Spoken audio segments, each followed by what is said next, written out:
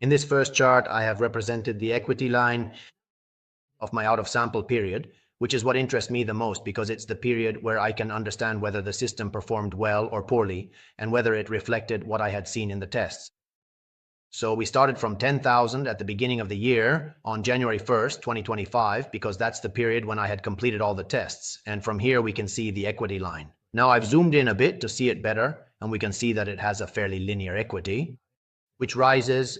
As we said, we have a reduced drawdown, and it rises more or less in the same way throughout, even though, as we can see, there are periods like here and here where for several months, maybe 2 months, there haven't been any significant new highs and we've been moving sideways.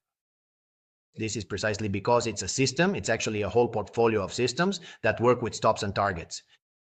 So you will never see a linear equity line rising while the balance below is dropping, as happens, for example, with martingale systems.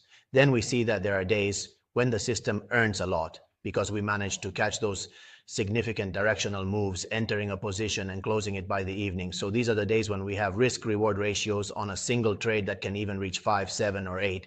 And if this happens on 2 or 3 trades in the same day because the markets are moving a lot, it leads to these steps of growth in our equity line. Below, we can see the chart of our drawdown, so we can observe the trend. We've stayed, as we saw earlier, below 11%.